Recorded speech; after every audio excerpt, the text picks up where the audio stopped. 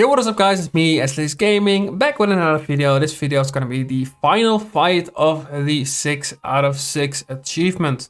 So before starting this fight, it is good to know that you have an option to choose between different titles and an aura. You can see the pictures below here. I think it's missing one, but it doesn't really matter. Most people are actually choosing, I think this one, the multicolor one. The titles are over here as well. I think the translation is pretty okay, I think. For me personally, I chose the Eternal Champion, pretty good title, and a multicolored aura. It's gonna depend on what option you're gonna choose before you start the fight. Depending on the option you choose, you're gonna get an ally, but to be honest, it doesn't really matter which one you get in the fight. They are all pretty equal balance-wise, so it's not too bad. So a couple of things that you have to know before we start out this fight. There are 3 Nordes, the grandmothers, I think. The NPCs are all over the place with the Panda questline actually. And there's one 3-headed beast that you have to kill. You have to kill the Nordes first. They are invulnerable. And they will become vulnerable if they are, I think, within 2 cells of the summon that it's gonna spawn at the start of your turn, the spinning wheel. The spinning wheel, I think, let me check if I'm correctly. So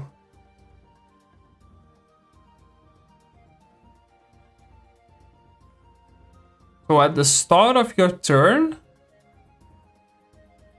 the spinning wheel will go next to you on the right cell. So keep that in mind. The Nordes that are within 2 cells of the spinning wheel will become vulnerable.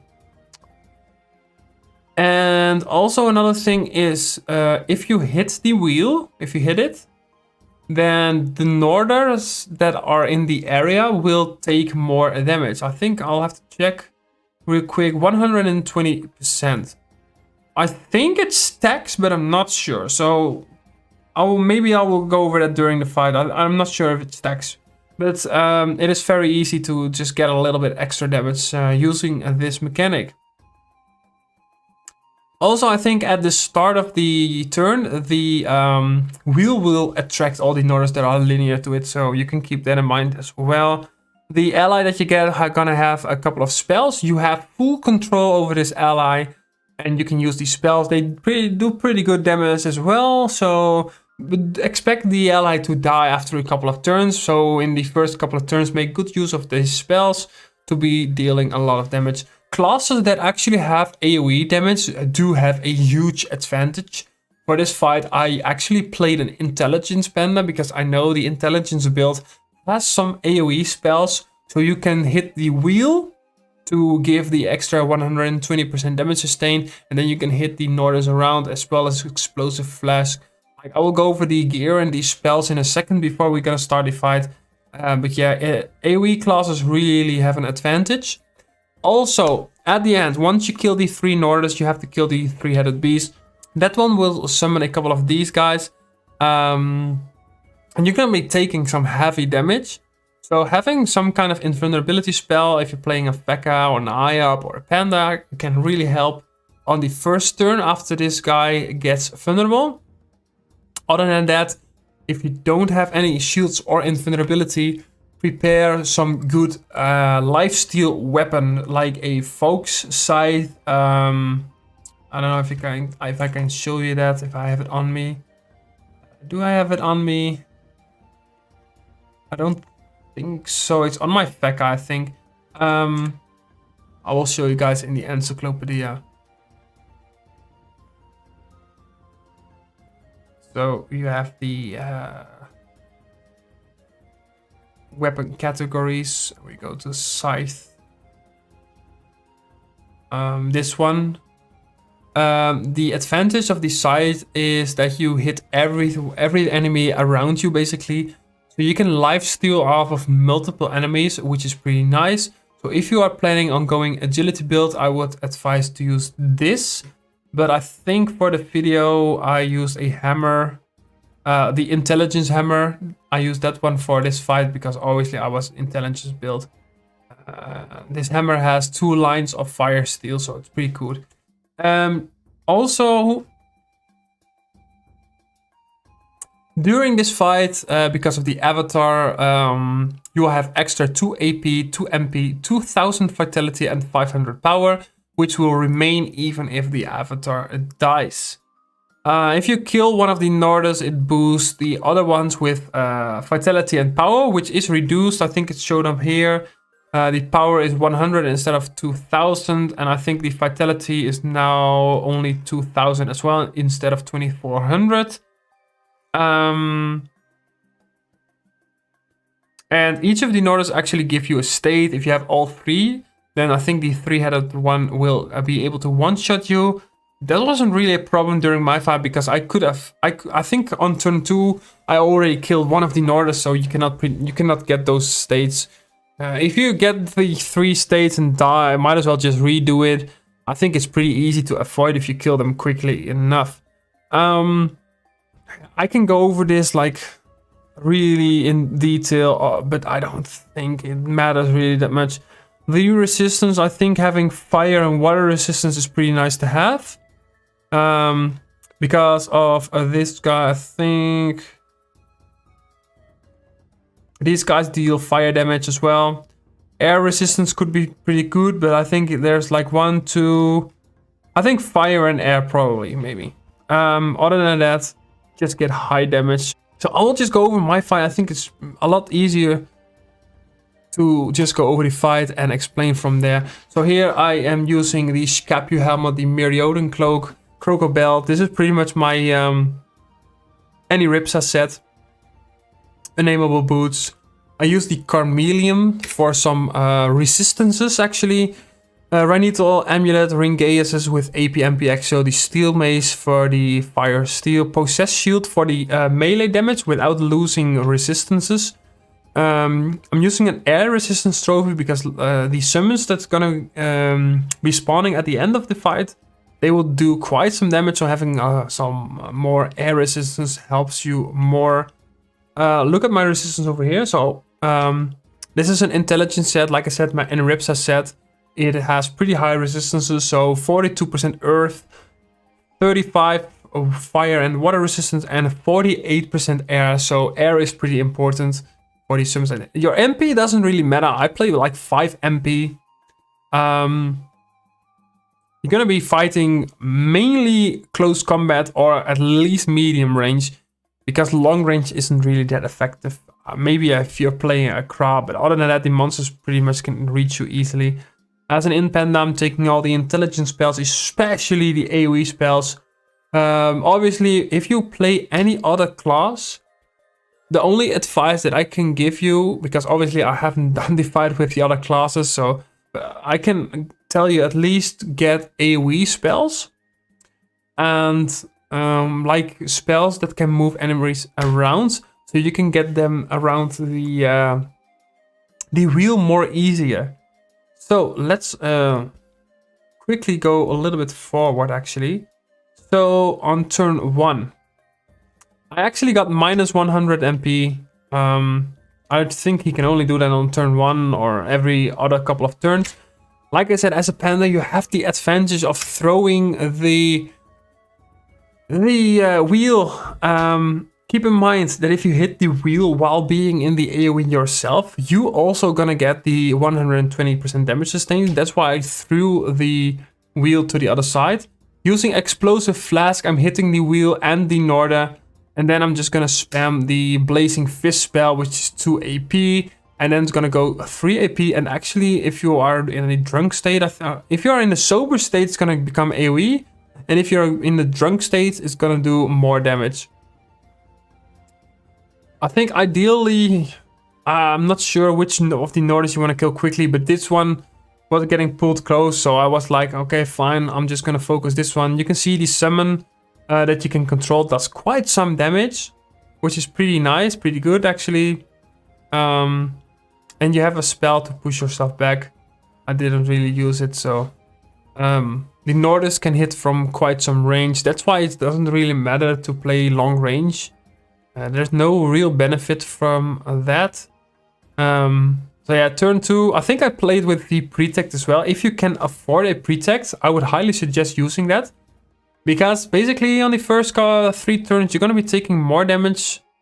Because there are more enemies alive, obviously. So having the protect helps you a little bit more with the survivability. So here I use the Unbewitchment because on turn 2, one of the Nordes does a damage sharing spell. If you can Unbewitch, that's really nice. If you cannot Unbewitch, then you're gonna have a harder time. Here, I didn't quite kill the Norde, which is sad. I'm taking a little bit more damage than I should have actually. If I use the Unbewitchment first, then I should have killed it. So yeah. Now I basically want the Nordes to come closer to me. What I will do here is throw. I think I'm minus 100 MP. I do not have the Unbewitchment spell for myself here actually, so that's pretty unfortunate. But what I'm doing, I'm gonna carry the wheel and throw it with Vertigo, pulling at least one of the Nordes close so I can hit that one. Explosive Flasks to be able to do AoE. And then I think I'm just hitting the wheel and then going with more AoE, placing the Wave Staff for some distraction.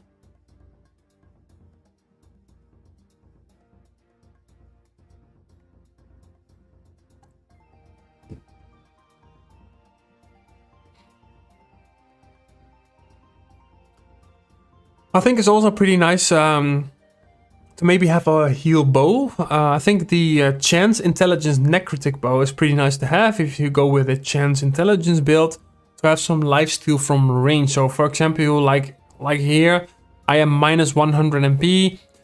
I cannot really use the hammer in close combat, so having the bow could really help. But the reason why I'm having the close combat weapon for healing is basically for the end of the fight when you have to kill the 3-headed guy. So here I'm throwing the wheel in between both of them, basically buffing both of them, and the AoE really helps a lot. So here I'm just going into the drunk state to be able to do a little bit more damage, using the Explosive Flask and the Blazing Fist. As an Intelligence Panda, you have a lot of 2 AP spells, which is pretty nice. I think I'm killing the Norde over here. Yep, and so there's only one left. I'm just gonna go further a little bit. So I think this turn the summon will die. I'm using him a little bit as a bait. Ideally, you want all the 3 Nordes dead before the summon dies, but I would reckon, I really understand it's gonna be a little bit harder depending on what class you're playing. Intelligence Panda is just so strong with all of the 2 AP AoE spells. So here I'm gonna need one more turn to kill this guy. So basically what you want to do when playing an Intelligence Panda, and I didn't do it quite well because I actually should have waited one more turn because my Panda Waystar is on a cooldown. But you want to do the Panda Waystar with Prohibition and then move on top of it. That way you basically avoid taking damage. So I couldn't do it because my Waystar was on cooldown. But I did do Prohibition, so basically he could not hit me in close combat. But look at the damage I'm taking over here. The summons as well, they can hit from range. So I'm taking like 2k damage. And also I am unhealable at this point. So using Fermentation, I could actually shield myself a little bit more, which is really nice. Also keep in mind, as an Intelligence Panda, go into drunk state whenever you can. To be able to get 15% more of less damage from the enemies. So here I'm taking a lot of damage, but now I'm not unhealable anymore. So I want to basically take this moment checking where the wheel is. I don't want to accidentally hit the wheel and then give myself the 120% damage sustain. Other than that, I'm just using lifesteal spells and the weapon, of course, to be able to heal. Sadly, I'm not critting, but this set doesn't really have that much crits. So here I actually did hit the wheel with the explosive flask AoE. So I think this turn I am taking a lot of damage. But yeah, it is what it is. This was actually my first try, which quite surprises me because this a lot of people say this is one of the hardest fights. I mean, Intelligence Panda then again is so strong. If you're watching this video and you're playing another class that doesn't really have that much sustainability, just message me on Discord and I will try to come up with a good gear equipment setup with some lifesteal and probably help you out with some strategies to be able to have more sustainability during this fight. Because even isnt Panda, you can see here I'm at 1100 HP. I'm taking a lot of damage. I think I need one more turn after this, so I'm just trying to at least survive one more turn over here. And then I think the next turn I'm killing it. No, I'm killing it now. I look at this. How much damage did I do in this turn?